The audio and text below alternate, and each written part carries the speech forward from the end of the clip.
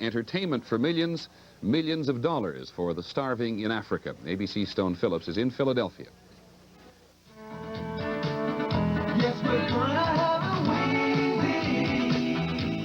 Promoters are calling Live Aid the biggest rock concert ever, a Woodstock for the world.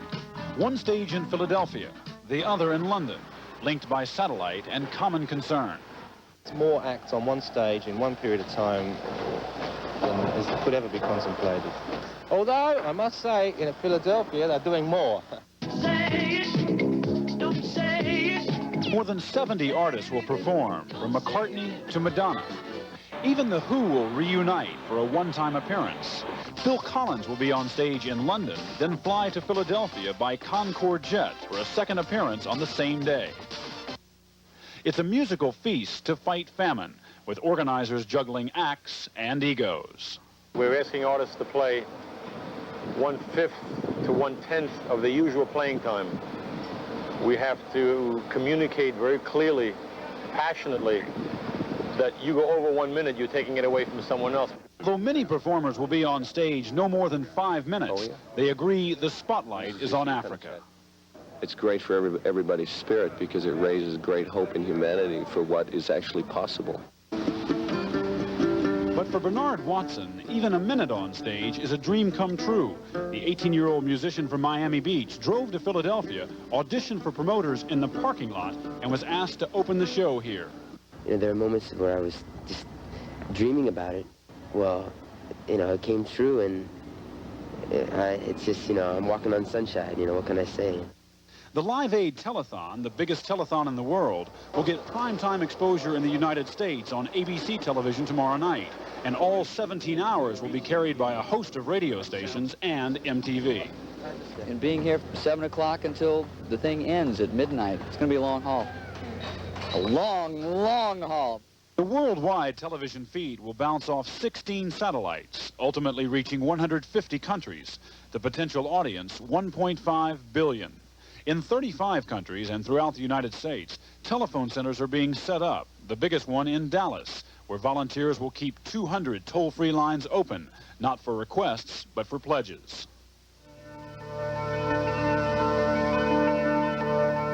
To strengthen the appeal for aid, pre-recorded messages on hunger will be televised every half hour. Here in Philadelphia to close the show, Lionel Richie, who lead everyone in the song that's become synonymous with the heart of rock and roll. Doug Ramsey, NBC News, Philadelphia. Stay at the Palace Hotel, and their presence has created a number of pleasant problems. Normally, what we do when we have special people in the hotel, we issue, of course, the traditional VIP list, which I think every hotel has. What we've been able to do this weekend, which has been easier for us, is to have a non-VIP list, because actually over 200 of our rooms, we have 300 altogether, are being occupied by celebrities. Security has been beefed up, the dining room has dropped its dress code, and only Live Aid performers will be allowed to use the pool. Now have special passes to be able to get in there, and they'll be free of press and groupies, except for my wife and I, of course. Are you going to provide them for any entertainment? Well, we thought about that, but, you know, who do you get to play for Duran Duran and Mick Jagger?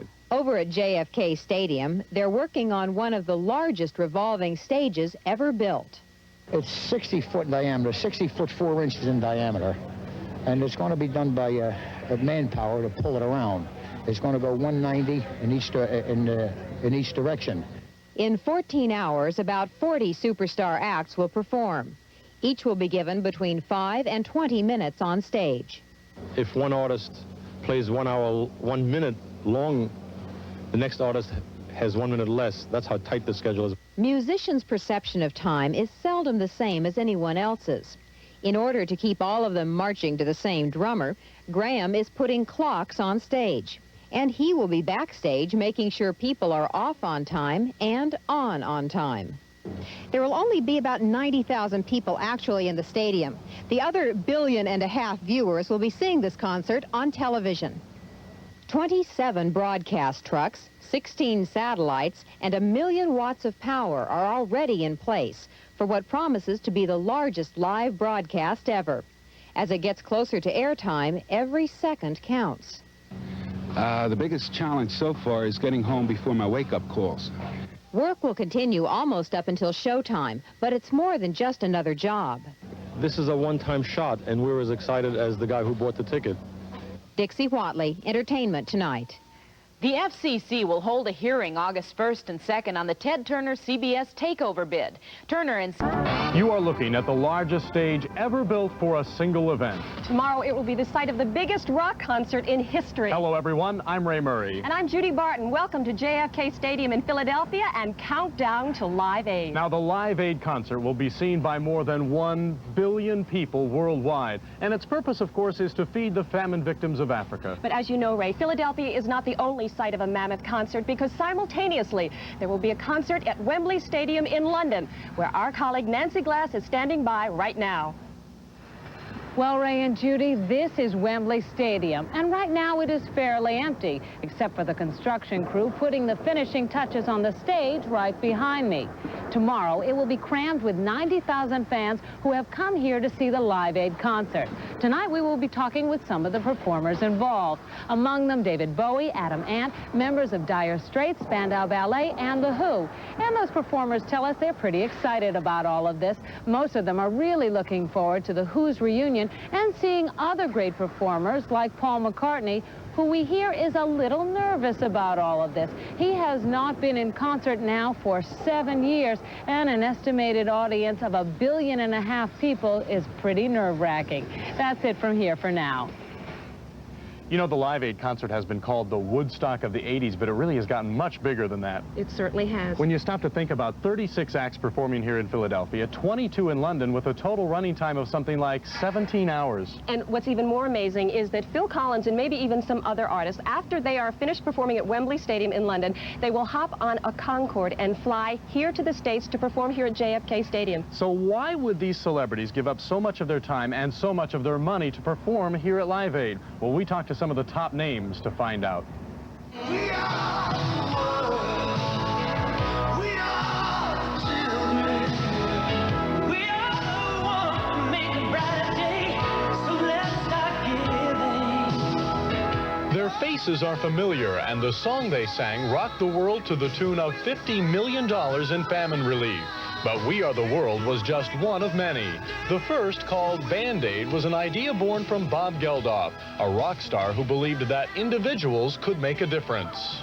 From that one idea, you've developed it into this massive cause célèbre, where there are 1,000 individual groups suddenly saying this famine is appalling. We must do something about it. And now, Geldof's latest inspiration is being billed as the biggest concert of the century, Live Aid. Never before have so many of music's superstars gathered together. Mick Jagger, Tina Turner, Madonna, David Bowie, and Phil Collins. These are only a few of the names scheduled to appear on July 13th in Philadelphia and in London. All of them in an effort to feed those who can't feed themselves. Before it got full up and they didn't have room for any more, I called and asked to take part in it, because when the record got done, and I really was saying, gee, that's the first one of those things that I've missed in years, you know, and I really cared about it. And so when I heard about it, well, I had our people get in touch with Bill Graham's people and just say, hey, would you like us to do it? You know, when Bob Geldof first presented the idea, nobody was interested. And suddenly everybody started turning up, and everybody, I think, felt guilty. So now, like, everybody's going to do it. You know, it's just a big thing. You can't do everything, but some things tug a little deeper on your heartstrings. And they just won't let you alone. And you just have to adhere to those. And certainly hunger and Africa in particular, for us as black people, is very important to us to be a part of this. Most of these headliners have been scrambling to find supporting musicians for their 20-minute segments. Since they won't have time to rehearse, many acts won't sound as tight as they could. But their harmony is in spirit and their hearts in the right spot. This is a TV event like never before. These satellite dishes will send the concert to 169 countries with an estimated audience of 1 billion people. We're at a point of executing this thing. That's why we're all here. And I'm very honored to have so many talented people here working on this show. Tony Verna is co-producer of the Live Aid concert. He is no stranger to television. In fact, he's the one who invented the concept of instant replay. Tomorrow, he will oversee a small army of producers, directors, and cameramen. He is the one person who will have to know what's happening even before it happens. But he's also the first to tell you that while TV may be the vehicle, it's the message that's important. The outcome of a football game has a winner who won an American football game. The outcome of the Derby has a horse that won a certain race. And in a lot of other sports, it's a medal. Here, you're going to feed 130 million starving people. It always feels good. It always feels like this transmission has importance. It also feels good that you're giving solid entertainment. It's not a hype. Look at the names on this show. You know, they're...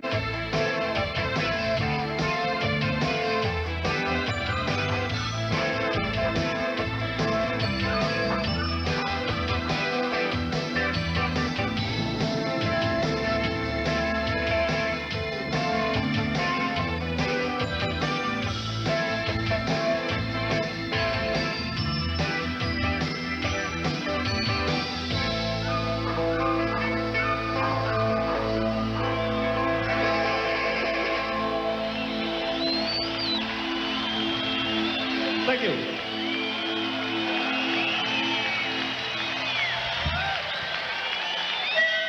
Thank you, Cars!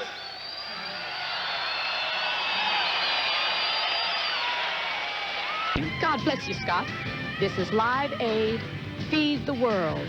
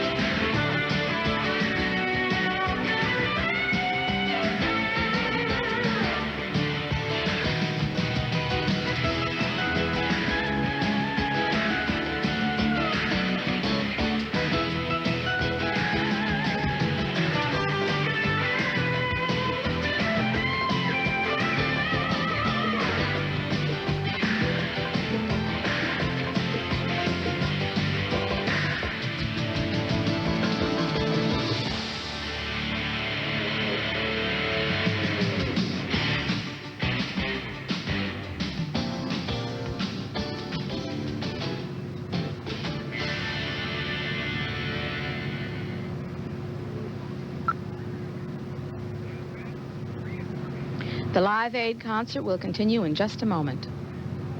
We hope you've enjoyed today's Live Aid concert coverage. Stay tuned now for Fame. Next on WTAF TV 29. $1 million as money has been raised from pledges, the pledges that you make by calling 1-800-LIVE-AID. A few incidents down here today, but not many given the crowd. Some 250 people treated for minor medical problems, probably heat-related problems because it's been awfully hot out here, hot and humid.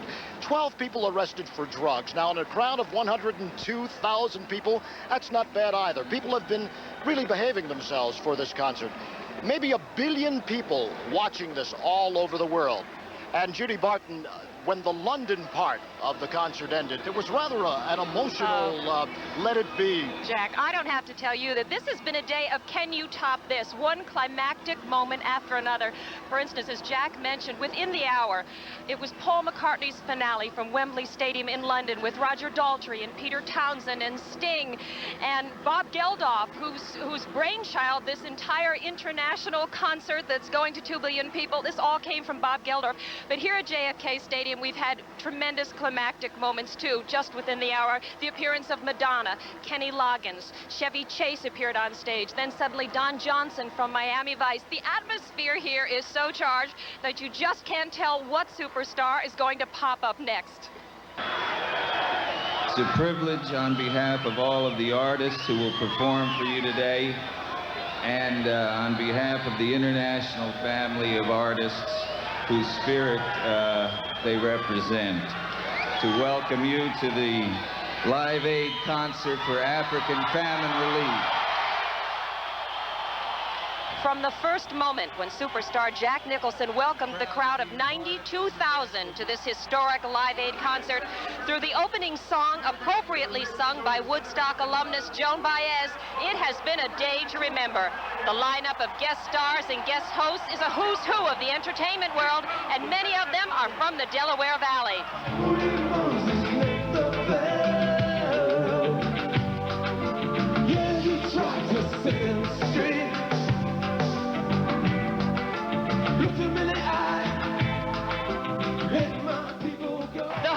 Appeared early on, getting a huge welcome from their hometown crowd. The sky is crying. George Thorogood from Wilmington, Delaware, gave it his all.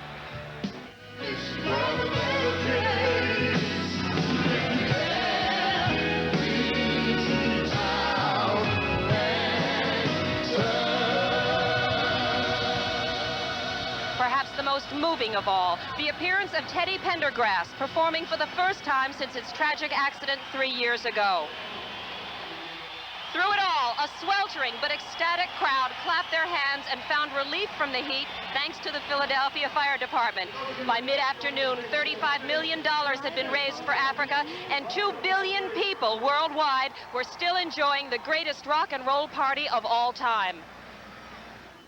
I think it's safe to say that this is a day that we'll be telling our grandchildren about, a fabulous day in the city of Philadelphia and really around the world. And we understand that there are going to be some more surprises a little bit later, Jack, and we will update you on those surprises tonight on Eyewitness News at 11. You must have an inside track to all of this. I didn't hear there. How could there be so many more surprises? There are going to be more surprises, trust me. We have been dealing all day with numbers. How many people are here? How many people are there? I understand that there has been $16 million raised in the effort so far.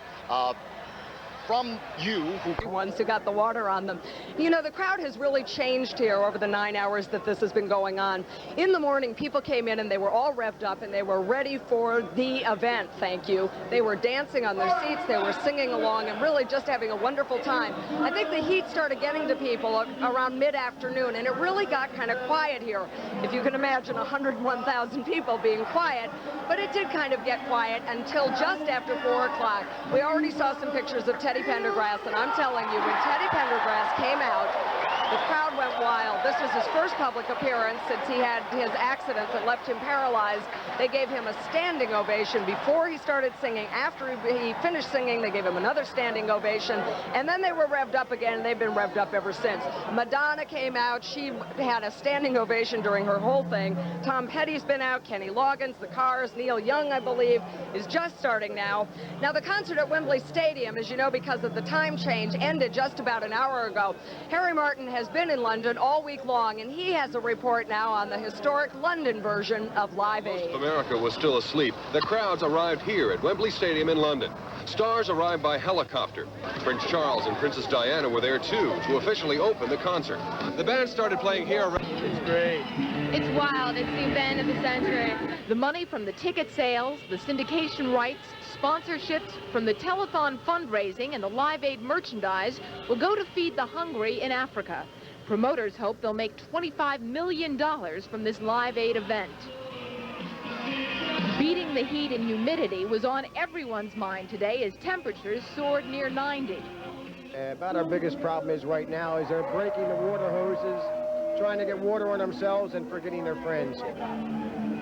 So they're constantly replacing the water hose, and as you can see right by our feet, we have fire department hoses standing by in case we can't get water to them fast enough and they start getting too hot. Heat stroke is always a serious risk on a hot day like this one, and many hospitals were set up for emergencies. And most of the people here say Live Aid is an experience they will remember for the rest of their lives. This is just wonderful. You meet so many people. Good job. Now, the concert and the television simulcast are running on time and running on schedule. That is a minor miracle when you consider the lineup and the logistics. Jill Allen Stevens joins me now, and she found out that the fans and the stars have quite a mutual admiration for each other. And why shouldn't they, Casey? As you said, it's running so smoothly, you'd expect that there'd be some kinks in it, but there aren't any. It's just going along carefully. And it's hard to tell who's having the most fun, the fans or the stars playing the music. I think it's a mutual admiration society. Have your attention, please. There will be no cans, bottles, or alcoholic beverages. Finally, the moment many had waited for overnight, the gates opened and the masses filed in, scrambling for the best spots on the field. They came equipped with all the paraphernalia for a full day of superstar entertainment. We came here to see Zeppelin. We waited all night. Duran Duran. That's why. Yes, look where I'm at. Look where I'm at. All these people. All right. And this giant musical extravaganza is focusing a lot of worldwide attention on Philadelphia, almost all of it positive, and nobody knows that better than Mayor Wilson Goode, who was among the crowd at JFK this morning. And I think that today we have a chance to invite the world to Philadelphia and to see us as we are, and it will give the world a chance to get to know us. And once they get to know us, they will never want to leave us alone. The stars and the music were the only hot items in South Philadelphia today. Action News reporter Kathy Gandolfo says the hot summer weather was more than some rock fans had bargained for. For some of the more than 90,000 people in the crowd, the heat has been just too much. By midday alone, the red-shirted medical personnel had treated hundreds of people who had passed out. This fellow fainted and cut his chin when he hit the floor. I suggest you go to the hospital and get that cut looked at. You're going to need some stitches. There have been numerous cases of cuts and bruises, a few drug and alcohol overdoses, and a couple of fractures. But most of the problems today are heat-related. We've seen a lot of the effects of the heat and prostration as a result of it. Most people have come prepared for the heat with coolers carrying cold beverages. Some squirt each other with water, and others use all kinds of little fans. Cold drinks, snow cones, and ice popsicles are going like hotcakes, and the showers set up on the field have had a steady stream of users all day. Even the Philadelphia Fire Department has been out to hose down the crowd, and the crowd loves it. You name it, people are doing it to beat the heat. Oh, staying wet, as wet as possible. It's scorching out here. We prepared ahead, and we have a cooler full of ice, and it's not for sale to anybody listening. And we have a spray bottle, stays nice and cool. And we refresh ourselves with water that's melted, and it's very cool. And would you like some? The heat casualties have continued throughout the day, but according to Dr. Jerome, almost everybody who was treated for heat prostration turned right around and went right back out to the party. I'm Kathy Gandolfo, Channel 6 Action News at JFK Stadium. Authorities are telling Action News late this evening that a relatively small number of people did require medical treatment despite the huge crowd. So far, only 250 people have been treated, and authorities tell us the crowd continues to be extremely well behaved.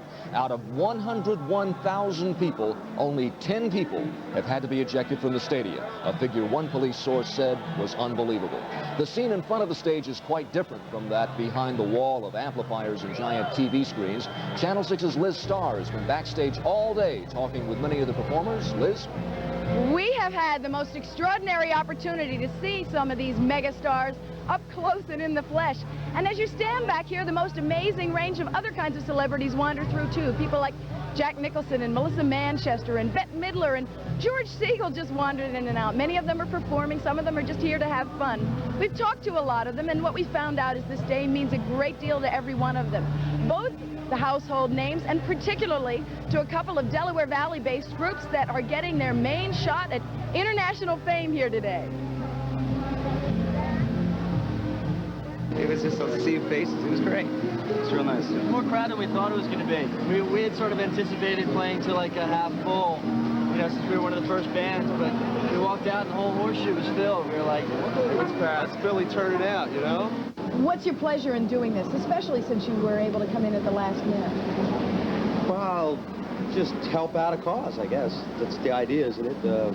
Give somebody a chance who never had a chance. We played in front of larger crowds, like on July 4th. Over the years, we've had 500,000, 1 million people at Philadelphia just a week or so ago. But it is a good feeling because the event today, I've been saying that the whole is greater than the sum of its parts, and it's more satisfying and fulfilling to be doing something that's hooked up to a philanthropic cause. What's exciting about it is it is a whole new generation of performers, many of them, who've never been involved in social action before. At all. At all. And a whole youth in the country who've never been involved in it at all. This is just a beginning. You can't care about other people and not get involved in a whole mess of stuff. You know, Peter, Paul, and Mary will be performing here tonight. They were scheduled to do a different benefit, but it got canceled. So they were able to be added to the bill late, and they will be performing Blowin' in the Wind with Bob Dylan late in the bill. And we will be staying backstage to bring you all the excitement as the evening goes on. See you later on the 11 o'clock news. For Action News, I'm Elizabeth Starr, backstage live at JFK Stadium.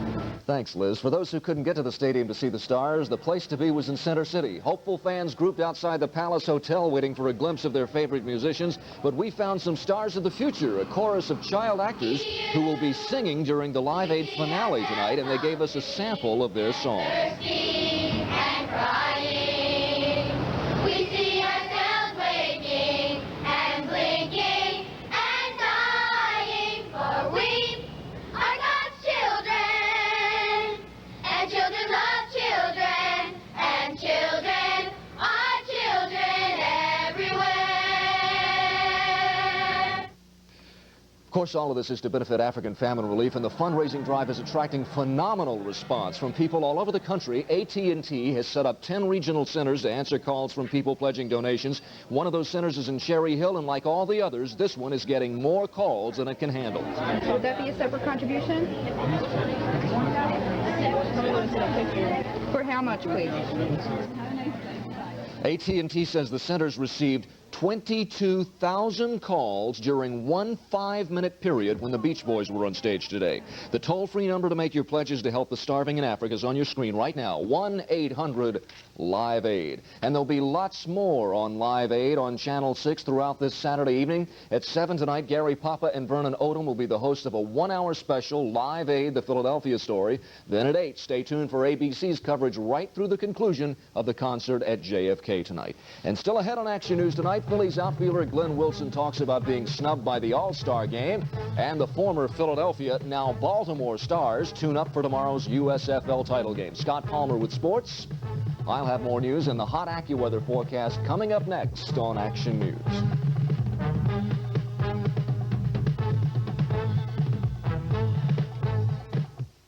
Doris, it's Clementon Park's greatest ride ever, King Neptune's Revenge. But, Harry, it's just for kids. One of the biggest... 102,000 people at JFK Stadium.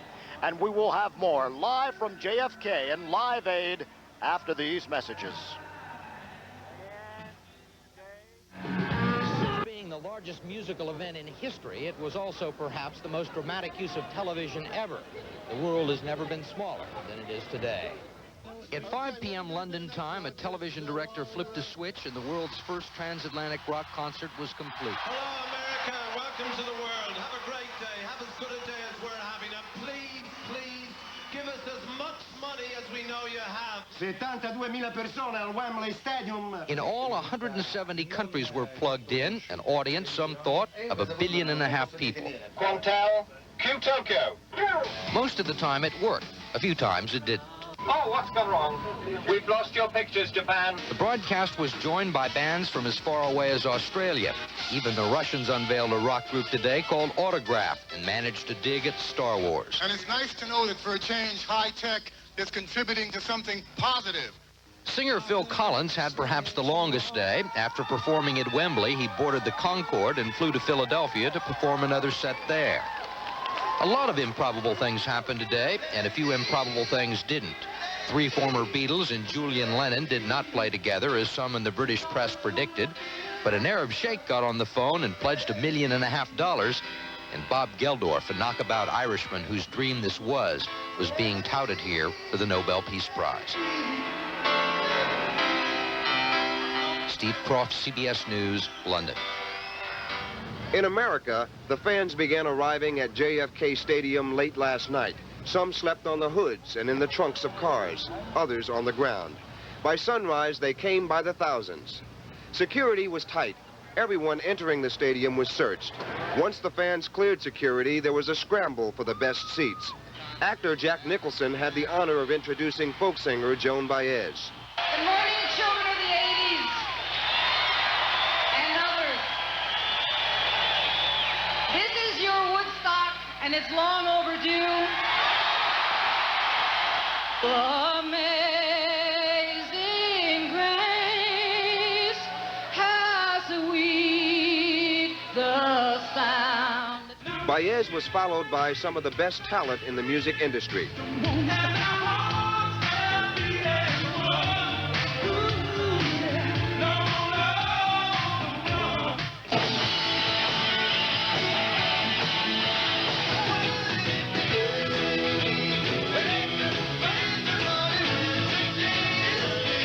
By mid-afternoon, the temperature approached 90 degrees. It was so hot, the fans needed fans. Hundreds received medical attention. Most of it was heat-related. The fire department tried to provide some cool relief by hosing down spectators with water.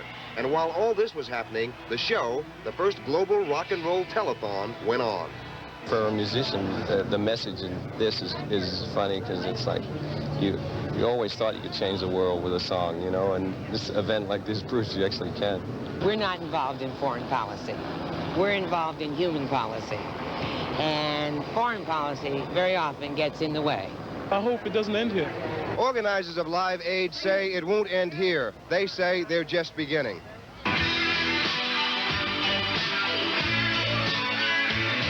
By every measurement, today's global telethon appears to be a success.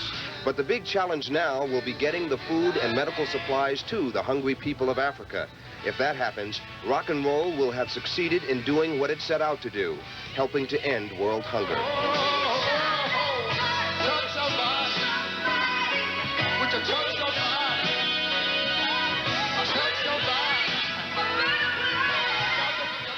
Harold Dow, CBS News, Philadelphia. One rather disconcerting footnote to all of this, Britain's Daily Express newspaper reports tonight that thousands of tons of food already donated to Ethiopia is rotting on the docks in Djibouti because the Ethiopian government is doing nothing to help transport it.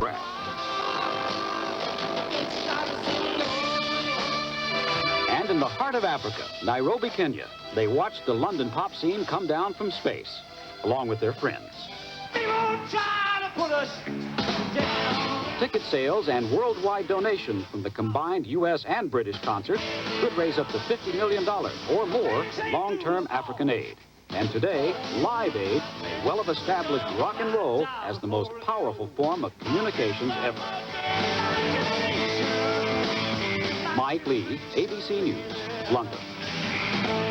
This is Stone Phillips in Philadelphia, where this morning a folk singer from the 1960s greeted a crowd of 90,000 on this side of the Atlantic. This is your Woodstock, and it's long overdue. Like Woodstock, the Gathering of Stars is impressive. Close to 40 acts on the biggest rock stage ever built. Asking me since she's so free, how can you catch the sparrow? But the artists here, like those in London, are using the stage and the technology as a platform for more than their music. You know, there's a lot of major, quote-unquote, stars here playing, but, you know, it doesn't matter who you are. It's why you're here, and I'm glad you're here.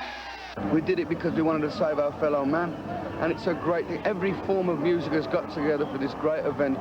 You know, cooperation should continue. Really, it's a shame that we've got to wait for a big disaster to get all this together, man.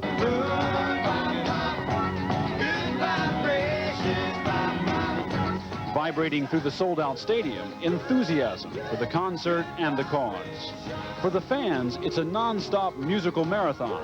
While sets are changed in Philadelphia, they're watching the performances in London via satellite. The technology for cooling people down is more old-fashioned. With the concert going out to the world on radio and television broadcasts, the response is reaching far beyond the stadium crowds. The Live Aid Telethon, the biggest in the world, with phone centers in 35 countries, is raising millions of dollars in individual donations. That is the goal of Live Aid, to raise money for famine relief by presenting a musical feast.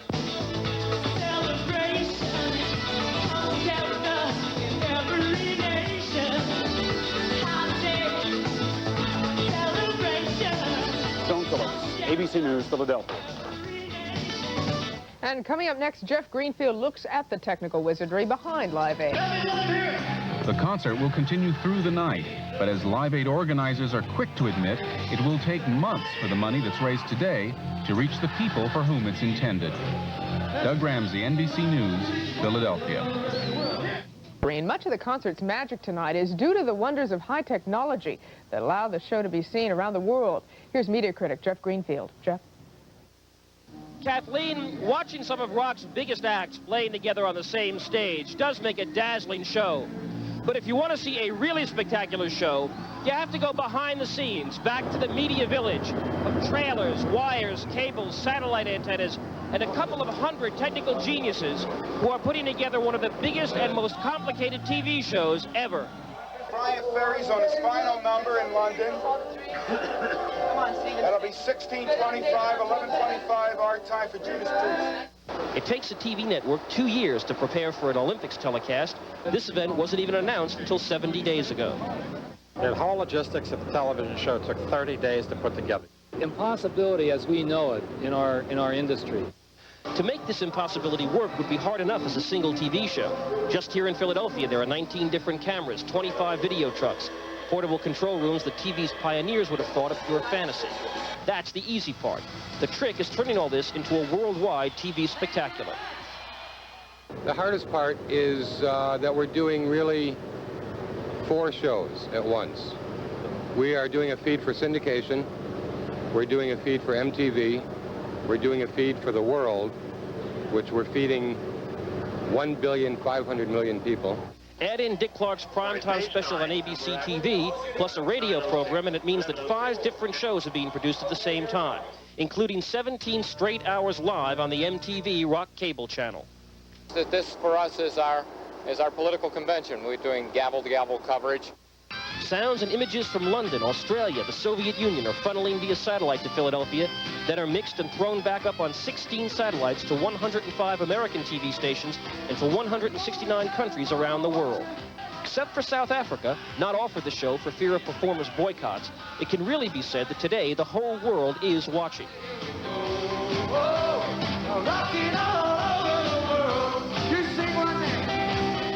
And earlier today, in a dramatic symbol of technology's capacity to transcend national boundaries, Russian and American audiences were put together cheering the same act at the same time. We're back together for this concert after being convinced that playing for famine relief was certainly a worthy cause.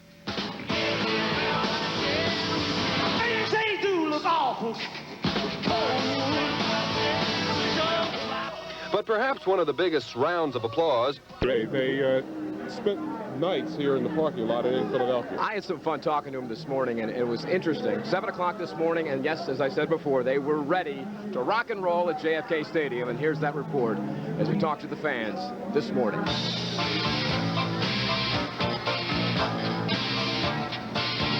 It's history. I wasn't around for Woodstock. I want to be around for this. Just be with everybody. Have a good time. It's for a good cause. You can't get this at home. The emotion is unbelievable. Everyone's here. Yeah. Why not? It's a place to be. Check it out. It seems we found people from all across the country, except for one place. There's nobody here from Springfield, Massachusetts. Why'd you come to Philadelphia? To see the concert. Why else? Excellent. But why be here? You can watch it on television. Nah, this is a real thing. It's going to be history. I want to be here. Another great thing about the concert, of course, not only all the great acts, but all the great people. It's a people watcher's paradise. As you see every sort, every shape, every size, everything you ever thought was possible is here today. You got these new wave people, you got some hippies, you got some avant-garde type people. It's a real nice party, so to speak. Where do you fit in? Oh, I don't know. I don't even try. We're looking for the ultimate outfit for the ultimate concert.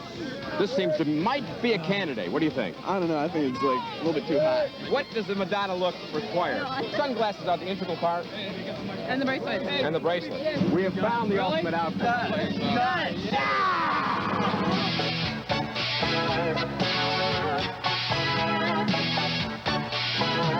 And that paint will come off, of course, when he does take a shower later on this evening. Elizabeth Starr has been with us also. She's been backstage all day watching how the show business folks come and go. And Liz, I'm certain there's been a lot of activity there as well. Thank you. Thank you, gentlemen. I'm having a wonderful time backstage. And you know, one of the other ways that this concert has made music history are some of the unusual collaborations we've seen on the stage here in Philadelphia. Things like Madonna performing with one of the members of the Thompson Twins, or Ozzy Osbourne back with Black Sabbath for the first time in 6 years, or Brian Wilson, the genius who was very reclusive, who was one of the original members of the Beach Boys, rarely performs in public.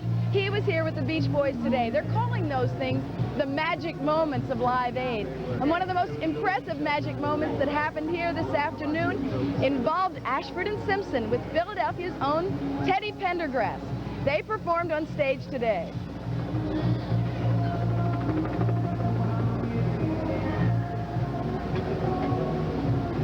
One of the great things about Ashford and Simpson is that they were telling us how they got together with Teddy Pendergrass. They actually rehearsed on the telephone. Now, speaking of other magic moments, I want you to know that we spoke with the man who put together USA for Africa. His name is Ken Cragen. He is the manager for Lionel Richie, and guess what he told us? He said USA for Africa will be represented here tonight at Live Aid. Now, does that mean that Lionel Richie and Michael Jackson will be here? That's the rumor we hear. We'll be following it for you here live backstage at JFK. Gentlemen? All right, thank you, Liz. That is part of the magic today. A lot of those rumors floating about, will Michael Jackson come? David, possibly, of course, Lionel Richie, as she just mentioned. Bruce Springsteen, a definite possibility. We heard from one person. Most confirmed. He's going to be this evening. Of course, a lot of preparation went in to the concert this evening, and the preparations took a lot of time, didn't they, Vern? They certainly did. They've been extraordinary, especially when you consider the fact that this concert was only announced last month. So when we come back, we're going to give you a short course on just how Philadelphia became the site of this so-called global jukebox. All right. Also, we'll have the comments of Mayor Wilson Good, Cardinal Kroll, along with the performers here. As we get a taste of the action on stage as Live Aid, the Philadelphia story, rolls along. We are the world. We are the children. We are the ones who make a brighter day. At Wembley Stadium in London and at John F. Kennedy Stadium in Philadelphia. The mayor confirmed Geldof. Location of Philadelphia in the greater eastern population pocket. It is an experienced facility with one of the few top outdoor facility producing organizations in the United States. And it had a stadium that a quick-acting mayor was able to offer for free as the concert site. More tickets can be sold, which means more bread for Africa. Think of this place as a giant bread basket, and you get the picture. But to get the bread, you first have got to sell those tickets. That was Larry Maggott's first concern the day after he was selected as the concert producer. The Classic was attended twice by President Kennedy, which led to its new name, JFK Stadium. As such, it was host to the massive Eucharistic Congress of 1976. Yes, this old place has seen every kind of spectacle, but it is now more than a half-century old, and by modern standards, it's an antique. But you're never too old for rock and roll. The Rolling Stones kicked off their 1981 concert in Philadelphia. And for those of you who've never been here, another interesting point. In between JFK and the Vet is the Spectrum, which has been called most of the acts that Live Aid today have performed at the Spectrum at one time or another. So they're no strangers to this part of good old South Philly. Yeah, they seem right at home on the stage here in South Philadelphia. We'll be taking a closer look at some of the leading performers in just a moment. Right now, the Thompson Twins are on the stage right now. Just one of a few dozen superstars here today. ABC's on-stage concert coverage begins. Soon you're moving to our rhythm. Come on.